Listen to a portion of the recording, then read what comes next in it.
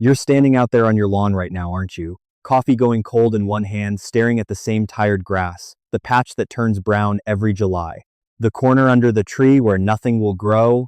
That strip by the driveway, you've reseeded 3 times and lost 3 times. And every single year, you pour more money into it. Seed, fertilizer, water, a whole Saturday gone behind a mower. Here's what I found. There's a ground cover you can plant for about the price of a sandwich that stays green straight through a drought, never once asks for a mower, and quietly feeds your soil for free.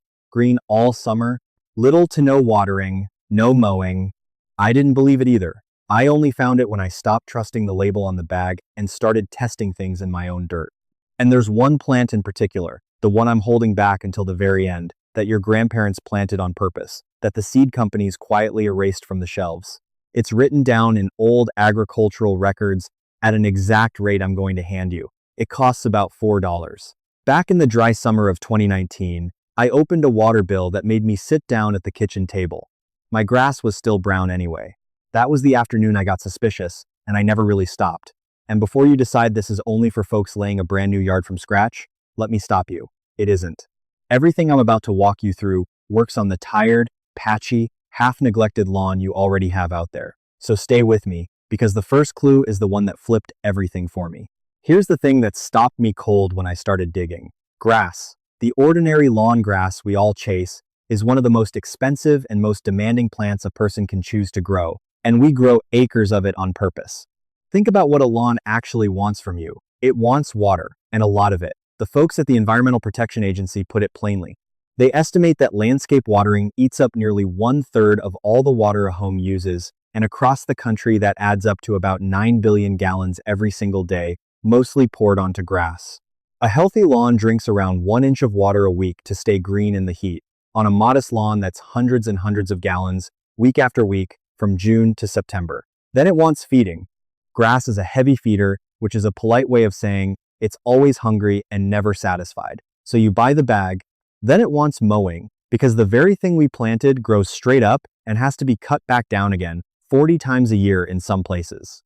I sat there with a pencil one evening and added up what one season of that cost me. Water, 2 bags of fertilizer, gas for the mower, a little bag of grass seed for the bare spots. It came to well over $200 for a yard that still went crispy the second the rain stopped. And I hadn't even paid anybody to do it for me. That's when the first real question hit me. Why am I growing the one plant that needs the most and gives back the least? What did people plant before the whole neighborhood agreed that a perfect green lawn was the only acceptable answer? Because here's the part that started to bother me.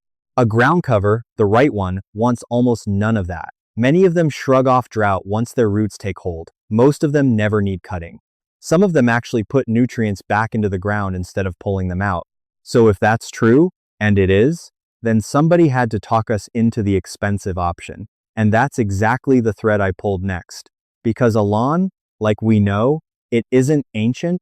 It isn't some tradition passed down through the ages. The wide, weed-free, single-species carpet of green in front of every American house is barely older than color television. And once I learned how it got there, I couldn't unsee it. Before the Second World War, the average family did not have a bag of weed killer in the garage. They couldn't. It didn't exist for regular people. Lawns back then were mixed. They had different grasses, they had flowering plants low to the ground, and, as you'll see in a minute, they very much had clover mixed right in on purpose. Nobody thought that was ugly. That was just what a healthy yard looked like. Then the suburbs exploded after the war. Millions of near-identical houses went up almost overnight, each one with a fresh patch of dirt out front. And a brand new industry looked at all that bare ground and saw something the rest of us didn't. They saw a customer who would have to buy the same things over and over, forever.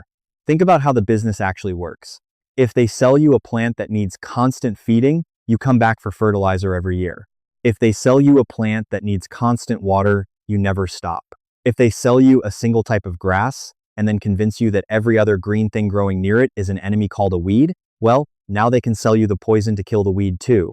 The demanding lawn isn't a bug in their plan. The demanding lawn is the entire plan. It's the perfect product because it never finishes needing you. And I want to be fair here, because I was a paying customer for decades and I never felt cheated in the moment. The marketing was beautiful. The green lawn became a symbol. It meant you were a good neighbor, A responsible homeowner, a success.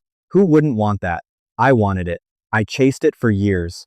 But once I saw the machine for what it was, the same question kept coming back louder. If the low, tough, cheap ground covers were here first, and they ask for almost nothing, then what exactly are they, and why can't I just plant those instead? So I went and found them, and some of them cost you almost nothing at all, because you don't even buy them by the bag. Now here's a clue that genuinely surprised me, because it goes against everything the garden center wants you to believe about buying plants. Some of the best lawn replacing ground covers you never have to buy more than once. You buy a single tray, or you cut a few sprigs off a neighbor's patch with permission, and you turn one plant into 100 for free. Let me start with the one that stops people in their tracks. Creeping thyme. It's a low, spreading herb that grows into a soft green mat, maybe 2 or 3 inches tall, and in early summer it blooms in a wave of tiny purple and pink flowers that the bees adore. You can walk on it. It smells wonderful when you do. And it laughs at drought, because it's a Mediterranean plant built for dry, rocky, poor soil, which describes most of the neglected corners of an American yard perfectly. Here's the money part. You do not need to buy a flat of creeping thyme for every square foot you want to cover. Thyme roots wherever its stems touch the ground. So you take one established plant, you pull it apart into small rooted chunks in spring, and you plant those chunks about a foot apart. Over 1 or 2 seasons, they run together into a solid carpet. One plant, spread out, becomes your whole bed. A starter plant runs you $3 or $4.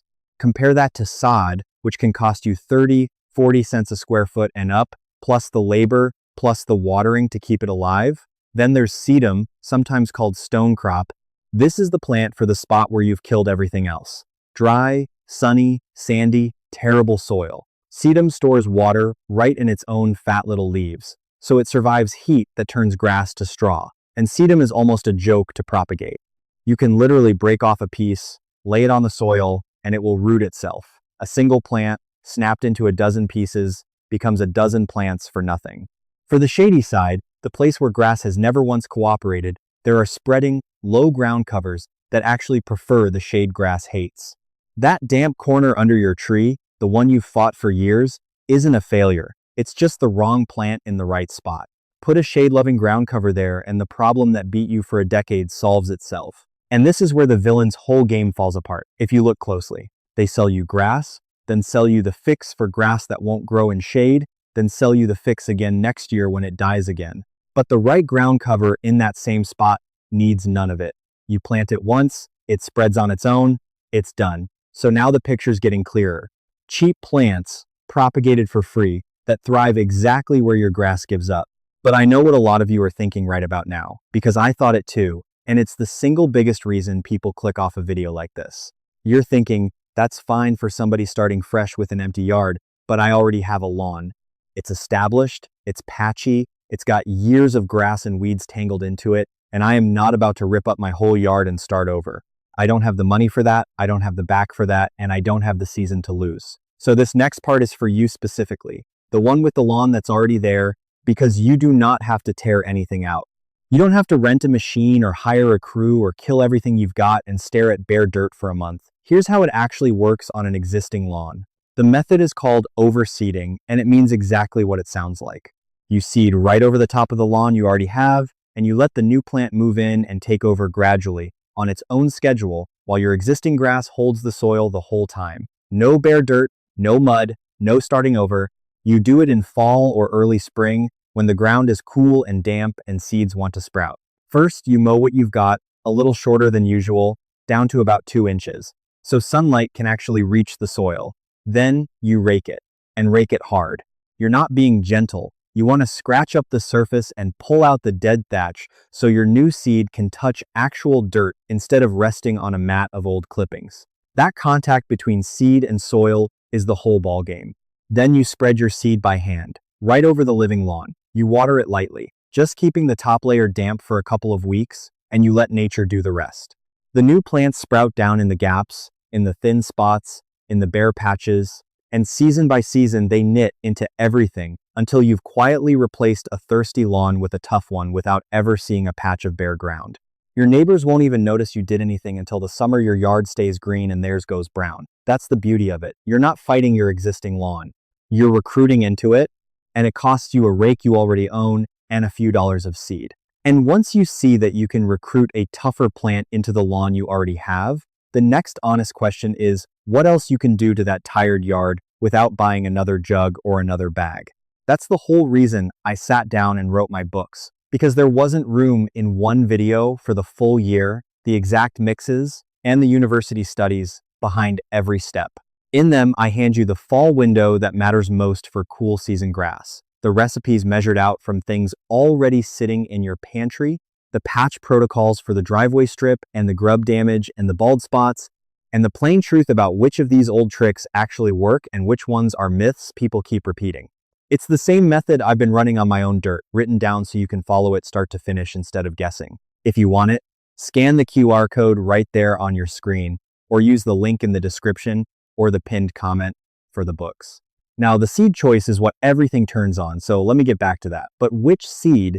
That's the question that had me up late, because I'd figured out the how. I still hadn't figured out the what. What's the one ground cover cheap enough to seed over a whole yard, tough enough to survive an established lawn, and good enough that the industry would rather you never plant it at all? That's the plant I promised you at the start. And when I finally traced it, the answer had been hiding in plain sight the whole time. So let me take you to where the trail ended, because this is the part I couldn't get out of my head once I found it. I was reading through old agricultural material, the kind of thing nobody looks at anymore, and I kept running into the same plant mentioned like it was the most normal thing in the world. Right there in the standard lawn seed mixes sold before the 1950s, land-grant universities recommended it. Extension bulletins listed it. Iowa State University's extension has written about this history plainly. Before modern weed killers came along, this plant was considered a premium ingredient. Seed companies bragged about putting it in. It made the mix cost more, not less, because everyone knew a lawn was healthier with it. The plant is white clover, Dutch white clover, to be exact.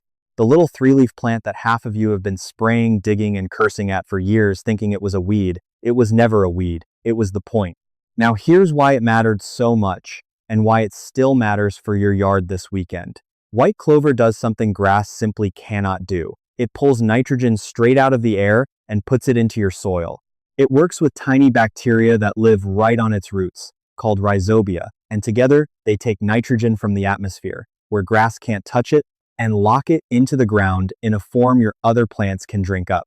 Nitrogen is exactly what's in that expensive bag of fertilizer you keep buying. Clover makes it for free, out of thin air, all season long. The numbers on this are not small. A healthy stand of white clover can fix on the order of 100 pounds of nitrogen per acre in a year, and university figures run even higher. That's a natural fertilizer factory living right in your grass, feeding the lawn around it, so the grass stays greener with no bag at all. Your clover feeds your grass. The two of them together stay green in heat that would fry grass alone, because clover's roots run deep and it stays lush when the rest of the yard is begging for water. And the cost. This is the part that made me laugh out loud. Dutch white clover seed runs somewhere around $4 to $8 a pound, and one single pound will overseed something like 4,000 square feet of existing lawn. $4, more or less, to seed most of a yard with a plant that fertilizes itself, needs almost no water, chokes out weeds by crowding them out, and blooms with little white flowers the bees will thank you for. $4 against the 200 plus I used to spend every season on water and fertilizer and seed for a lawn that quit on me every July. So what happened? How did the premium ingredient become the enemy? Here's the piece that ties the whole case together. In the 1940s, chemists developed a new kind of weed killer, the broadleaf herbicides, the most famous being one called 2,4-D. It was made to kill broadleaf weeds like dandelions while leaving the grass standing.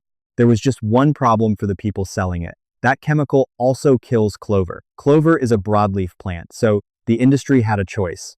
They had a product that killed clover, and they had clover growing happily in every lawn in America, put there on purpose. And almost overnight, the marketing changed. Clover, the premium ingredient your grandparents paid extra for, got rebranded as a weed, an enemy, a sign of a poorly kept yard. They took it out of the seed mixes, and they sold you the spray to kill what was already there.